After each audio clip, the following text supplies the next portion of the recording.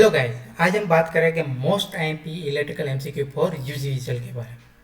So guys, जैसे कि आपको पता ही होगा कि यूजीवीसीएल में नई भर्ती आई है, ठीक है। और उम्मीद करता हूँ आप सब ने उसमें अप्लाई भी किया होगा। अगर आपने अभी तक उसमें अप्लाई नहीं किया है तो यूजीवीसीएल के साइट पर जाके अप्लाई कर दीजिए। सो गाइस, कोई भी कॉम्पिटिटिव एग्जाम हो, अगर आपको उसे क्रैक करना है तो दो चीज़ की ज़रूरत पड़ेगी। एक तो हार्डवर्क, मेहनत, ठीक है, और दूसरी चीज़ की एनालिसिस। अभी तक के जितने भी एग्जाम हुए, ठीक है, उसमें किस पैटर्न से वो एमसीक्यू पूछते हैं, ठीक है, और उसकी जो डिफ़िकल्टी लेवल है, ठीक है, वो कितना है, उसके बारे में हमें पता होना चाहिए। तो उम्मीद करता हूँ कि आप हार्ड वर्क तो करते ही होंगे, ठीक है। और आज मैंने जो अभी तक का जो यूजीवीसीएल का जितना भी एग्जाम हुआ, ठीक है, उसको एनालिसिस करके मैंने आपके लिए कुछ ऐसे एमसीक्यू प्रिपेयर किए हैं, ठीक है, कि जिसमें से शायद आपके एग्जाम में भी आ जाए, ठीक है। तो ये वीडियो को लास्ट तक देखना, क्योंकि इस वीडियो में जो भी एमसीक्यू मैंने रखे हैं वो अगले जो एग्ज़ाम हुए अभी तक के, उसके बेसिस पर मैंने यहाँ पर एमसीक्यू रखे हैं। शायद आपके एग्ज़ाम में भी ये आ जाए। तो स्टार्ट करते हैं आज का topic, most IMP electrical MCQ for UGVCL के बारे में। पहला क्वेश्चन है, plug setting of a relay can be altered by varying option A air gap of magnetic path, option B number of ampere turns, option C adjustable backup stop, and option D none of this। तो यहाँ पर सही answer आएगा option B, number of ampere turns. Question 2, eddy current loss will depends on option A frequency, option B flux density, option C thickness, and option D all of the above. तो जो eddy current है, ठीक है, वो frequency, flux density and thickness पर depend करता है। तो यहाँ पर जो सही आंसर आएगा वो है option D, all of the above. Question 3, what is the value of dielectric constant of A, option A less than 1, option B 0, option C 1, and option D none of this. तो जो air है उसका जो dielectric constant है वो 1 है, ठीक है। तो यहाँ पर सही आंसर आएगा ऑप्शन सी 1।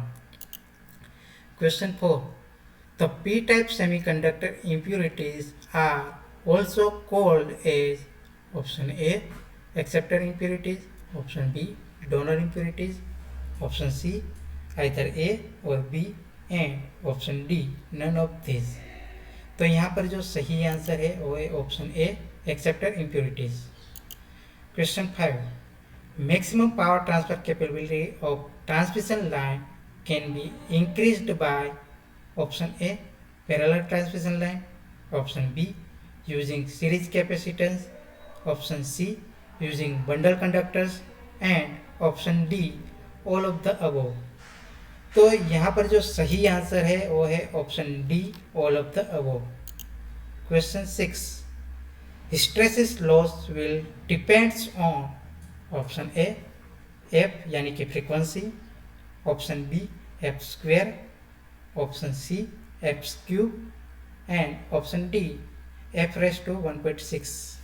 तो यहाँ पर जो सही आंसर है, ठीक है, वो है ऑप्शन ए यानी कि हिस्टेरेसिस लॉस से वो फ्रीक्वेंसी को प्रोपोर्शनल होता है, ठीक है।